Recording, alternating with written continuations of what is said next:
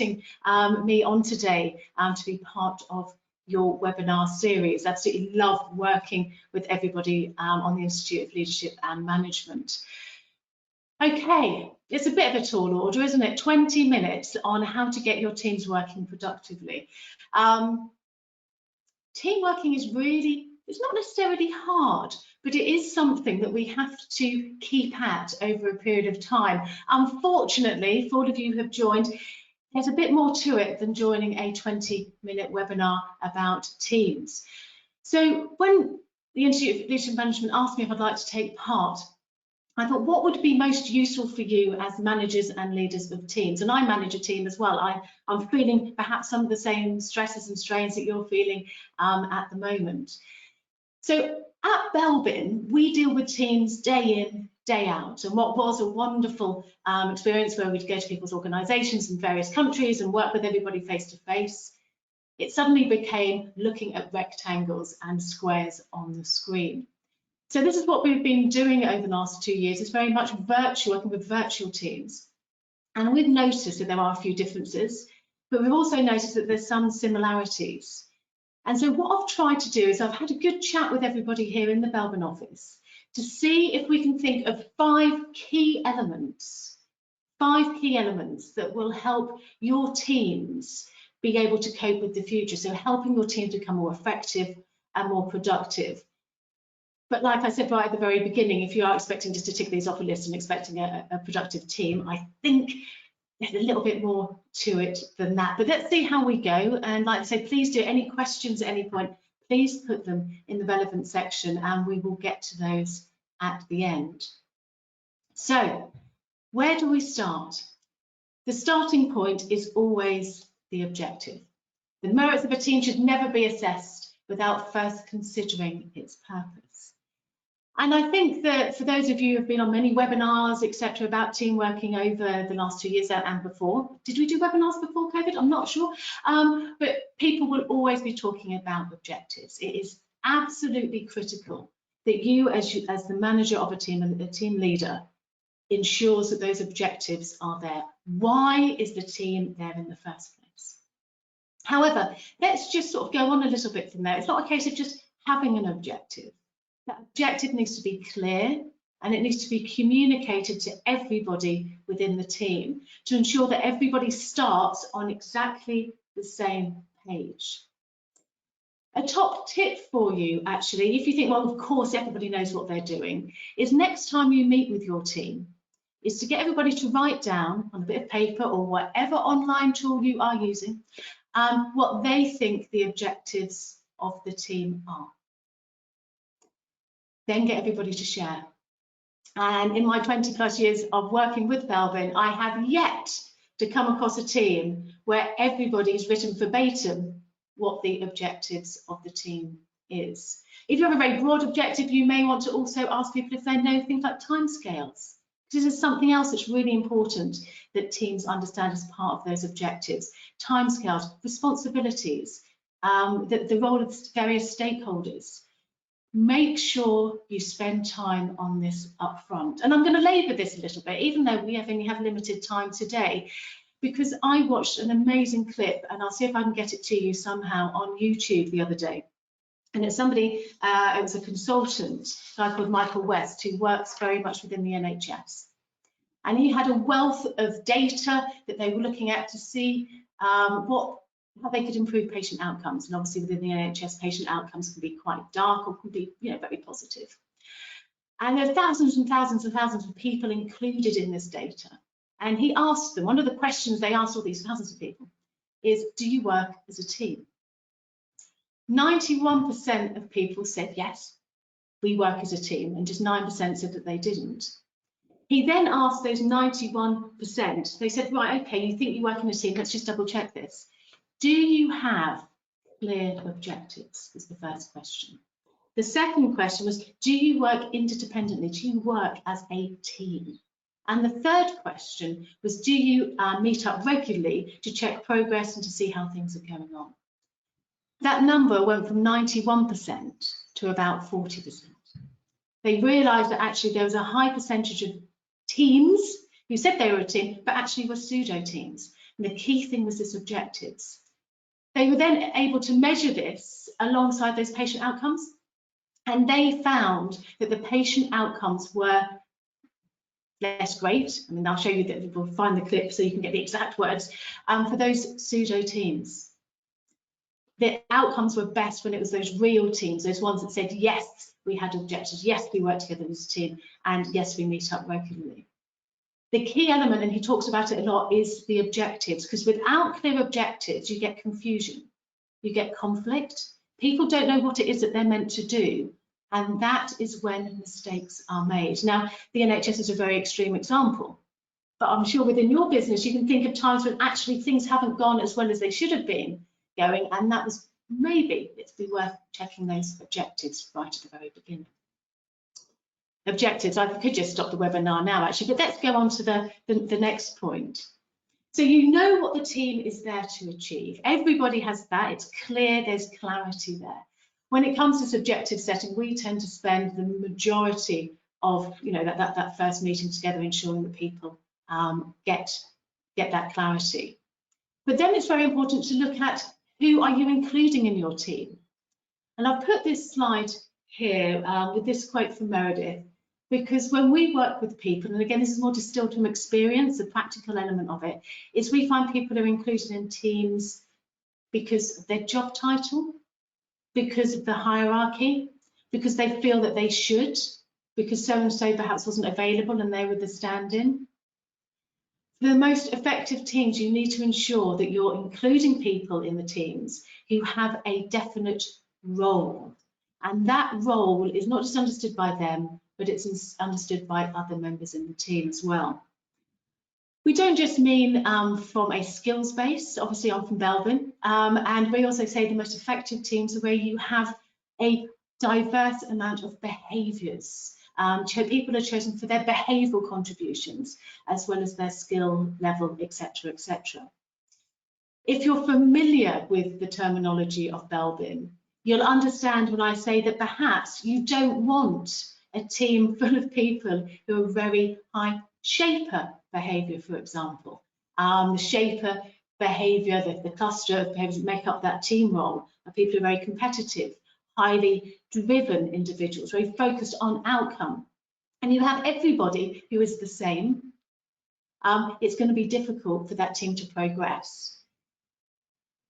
If you have people who are perhaps more inclined towards those Belbin social roles, so the resource investigator, the coordinator, team worker, again, that team is going to perhaps be very talkative.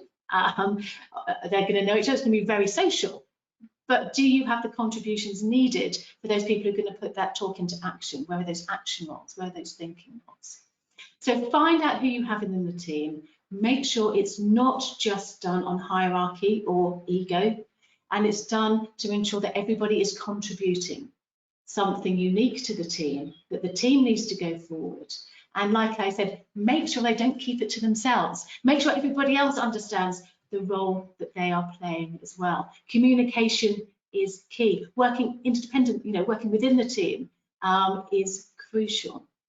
Okay, so we have the objectives, spend time there. Make sure you're choosing people to join the team. It's not just who's available. But what else do you need to take into consideration? This next one is one which sometimes is overlooked. And if any of you have heard me speak before, you know what's coming up next. Is the importance of size. Size is critical when it comes to team working. So, Rebecca, would you mind launching the poll if that's at all possible? Okay, so what I'd really like to get an idea of is how important do you think, well, what do you think is the ideal size of team? Do you think it's between 1 and 3? Do you think it's between 4 and 8, 8 and 12, 12 plus, or other? So I'd be really interested to know what you think the ideal size of team is. We'll just give you a few more seconds there to be able to contribute to that. Like I said, if you've heard me do this before, please don't cheat. Okay, do we have other scores in? Do we have? Okay, so within the poll of what do we think the ideal size team, 80% of our audience said 4 to 8. 15% of our audience said 8 to 12. And then 1 to 3, 12 plus and other was all at 2%, Jo.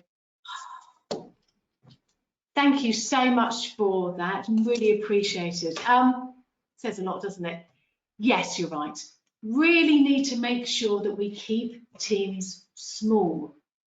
In fact, we could backtrack a little bit here because it's important to think when you're thinking of the objective, does it actually need a team? There's a study a couple of years ago in America about people's least favourite management expressions or buzzwords, and teamwork was right up there.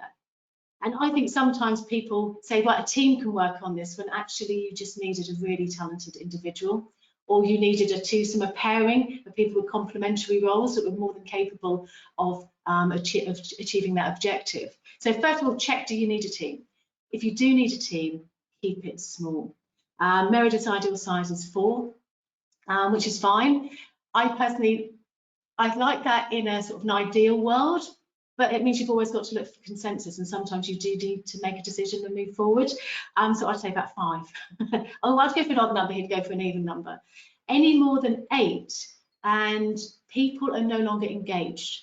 And you can see this, you know, in those olden days when you used to have people around your house and you used to have dinner parties, when people are engaged on one topic of conversation, that's great. But you know, as the more people are involved, the more people you've got around for dinner. Again, I know it's a long way back. You'll find that there's splinter groups going off, isn't there? Conversations going off. And it's because people's voices can't be heard, they can't make the point they want to make, so they go elsewhere. Keep them small. It could be that actually the objective that you have is too complex to keep it to really small teams, and I get that. In that situation, what you need to do is perhaps you've got a group objective, but you can break down into smaller teams, each of which has a separate objective. If you're at a situation where perhaps you've got a real complex problem that you need a bit of problem solving, instead of having 15 people, hang on, let's make the maths easier, 12 people all working on it together, why not break it down to 3 teams of 4, set the same problem, and then share back at the end of it? It's a really good way of doing it. And actually you can use that technique again when you're looking at your objectives right at the very beginning. If you have got a lot of people, sometimes it's inevitable you have. Again, when it comes to making sure that everybody understands the objective, put everybody into small teams. Otherwise, again, that engagement, if you're not having the engagement, people are less likely to really understand what it is that they're meant to be doing. Okay, right, objectives. Getting the right people on board, don't make it too big. And one thing we did notice when going online is that people were more likely to just include more people. Well, mainly because you haven't got to do a price per head for a lunch, have you? But just include people on the screen. Don't do that. Be tempted not to do that, even though it is really easy to do. Okay, next slide, the 4th thing.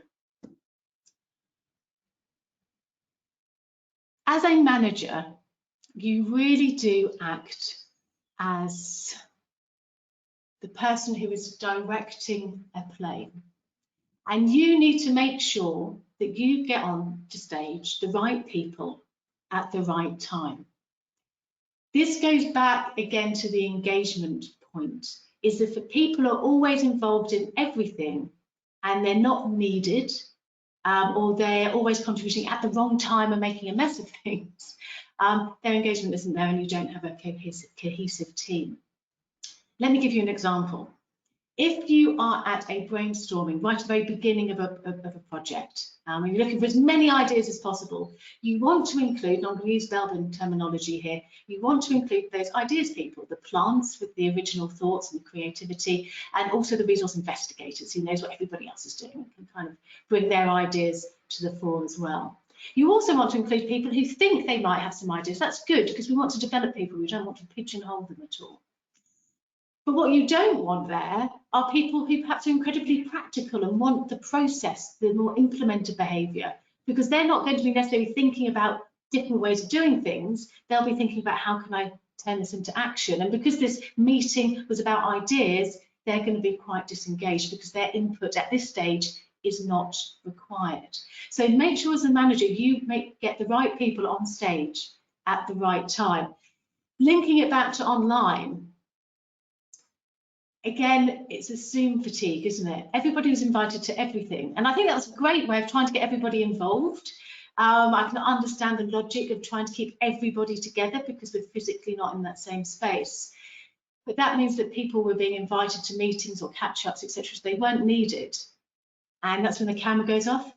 That's when there's disengagement there. And it's not just for that period of that meeting, that can then leak into other areas of the project as well. So please make sure it's not just who you have on the team that's important, it's when they are used. I'll give a quick brief example here actually. We worked with a company and their project times were getting bigger and bigger and bigger, and they said, why is that? And we analysed it and realised that when they were going through the implementation stage, you know, the Gantt chart stage, and as I call it, I don't really like a Gantt chart, but I know they're needed, is when they were going through that stage, they would invite those plant resource investigator behaviours back in and they'd say, do you know, we've got another idea here. And they would have to start right from the beginning again. Whereas if those behaviours were perhaps asked to go elsewhere or start a different project or to put a different hat on, it meant that they were able to shorten their implementation without going around this constant loop of improvement. So it's really key. On this slide, so I said it's also not just the who, it's the when you get people involved, is get those ground rules in really early. How often you're going to meet, who you're going to meet, what platforms you're going to be doing, all of the basic stuff that you take for granted, I think, when you're in an office. Make sure that people understand when they're going to be needed and not. And so they're not taking offence if they're not invited to a meeting because they know right now they're not needed. So please do make sure that those guidelines are in right at the very, very beginning, right at the offset. Okay, objectives. Who you've got on the team, the size of team, when each person is needed, and getting those ground rules in right at the beginning. What else do you need? And it's hard because I've got a list of about 15 things actually that a good team could really do with. I'm just trying to really focus things at the moment. And I think this slide, and I'm using this because I think it's more pertinent to online than it is face-to-face working.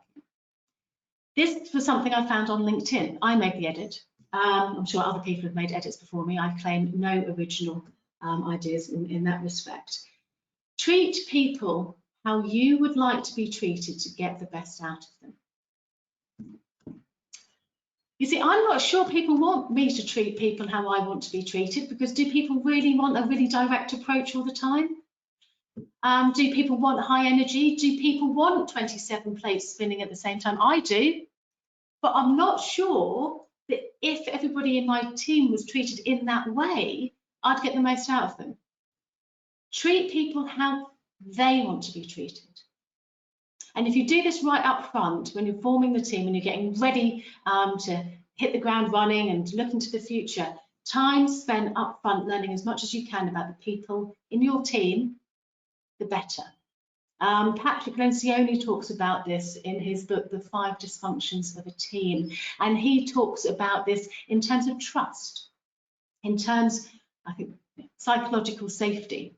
Are people, if you know people, if they know you, they know that you're treating them how they want to be treated, they are more likely to perhaps raise their hand and question things. They are going to not fear being wrong so much because you have the relationship there. This is really, really key when you're online. And I tell you what, as a manager, this is far more difficult online because you don't have the same social cues. You don't have the same understanding of people as you do if you're face-to-face. You'll be amazed at how much you pick up by osmosis when you're all in the same space. We use Belbin as a tool for this. If you know people's behaviours, you know how to get the most out of people, and you know how best to allocate the work and to manage them. So as we talked about before, one team role that's been unduly affected due to the online working would say is the completer finisher, and they're the ones who've got that anxiety, that attention to detail, the knowing that everything has to be exactly correct, and they've had nobody taking work off them and helping manage them. when they've been working online.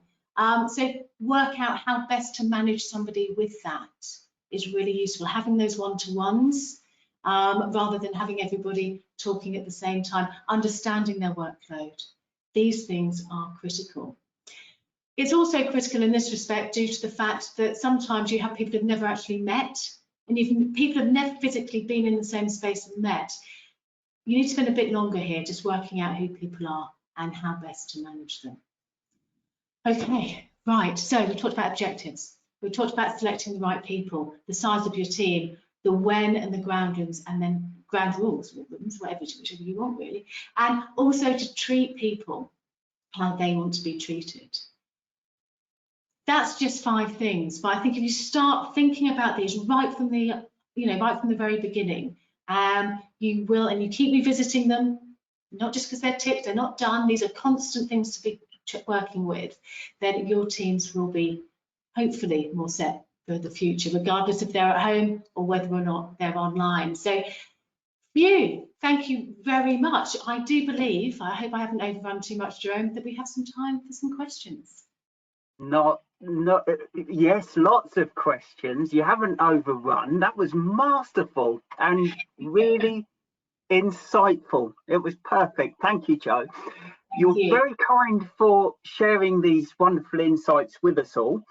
And your top tip on objectives is great. We can all try that with our teams. Love the link to the stage, and certainly getting the right actors or members on that stage. So some brilliant insights. I'll get to the questions. Right, here we go. So thank you. Okay, with Claire is asking a question with regards to a new team, and I'm confident you'll have an answer here, Jo. Any additional advice for managing a new team in an industry that's new to me? So Claire's managing a new team in a new environment. Any tip for Claire there, Jo?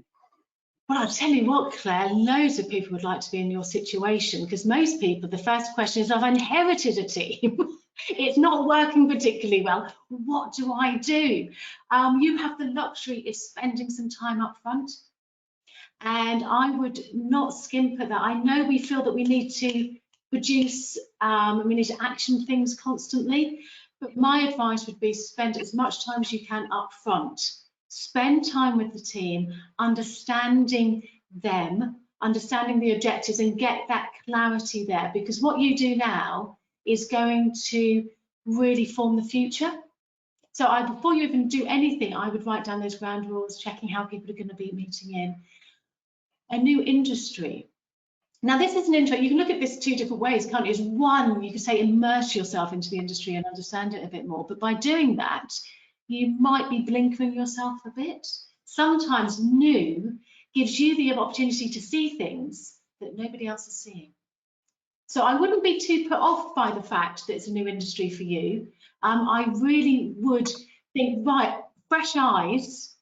Let's see if we can perhaps break or question some of those things that are habitual, that culture, and let's start afresh. So Claire, come on, you've got a wonderful opportunity there.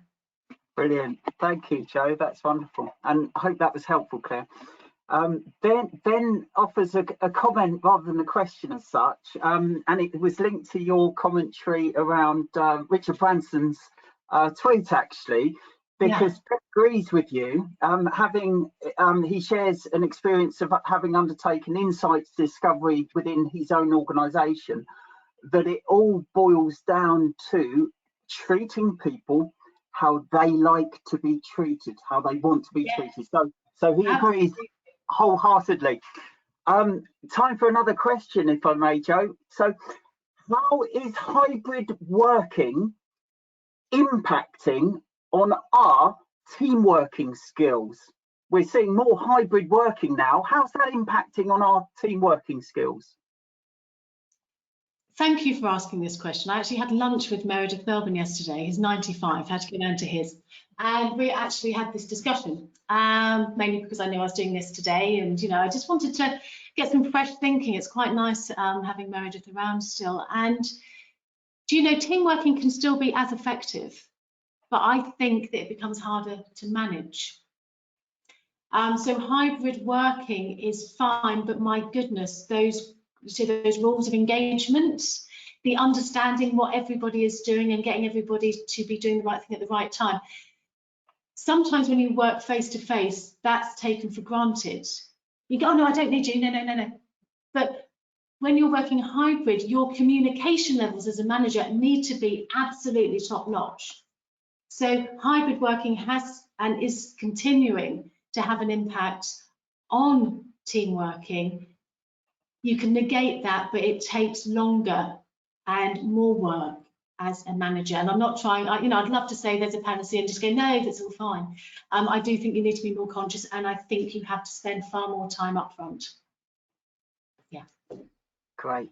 That's brilliant. Thank you. A question now from David, Joe. How important is it for all the team to understand how they want to be treated? So how important is it for all the team to understand how they want to be treated? And then he goes on, and also to understand what's important for the team. Yes. You've always got that level, haven't you? The individual versus the team. I think John Adair talks wonderfully about team, individuals, so forth. So actually, I've got a wheel, a circle, whatever you want to call it, behind me. They've got the 9 team roles on. And I would say that I use this on every single team workshop. All of our trainers do, everybody that's involved in Belbin.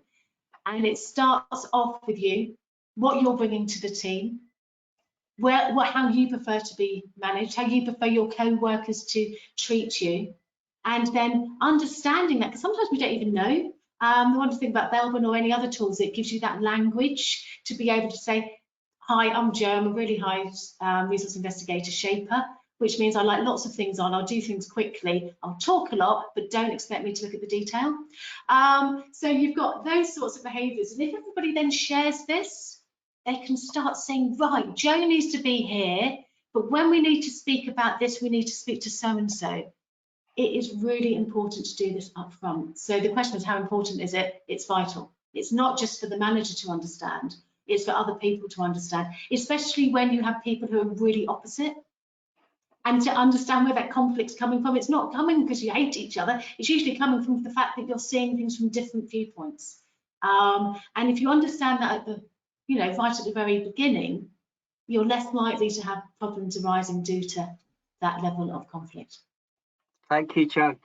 We're running short on time, but this question from Monica is too good not to ask. But I have to legislate 30 seconds maximum, please, Jo. So first, there's wonderful feedback. Thank you, Monica. Jo, you have a wonderful tone of voice. Leading to a short question, what do you think about the phrase, let the team manage your manager? So manage your manager. Yes, to a point. I always think there needs to be, it's all about responsibility, isn't it? It's all about task and responsibility. So working out who is responsible for those objectives.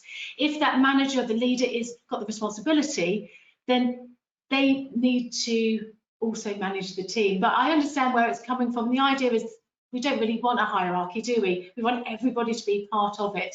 But to do that, again, you need that great clarity right at the very beginning about who's responsible for what. So love it, but perhaps needs a little bit of a play on words there.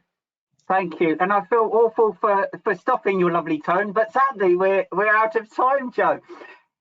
So it leaves me to close today's webinar. On behalf of the Institute of Leadership and Management and Jo Keeler at Belbin, thank you so much for joining us today.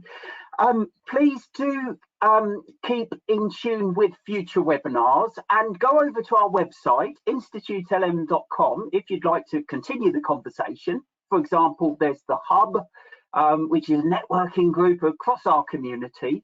And also, whilst there, have a look at the new innovation, which is market space on the website, because in there, under psychometrics, you'll find Belbin and their wonderful Belbin team roles and reports. So you can find out more in Market Space.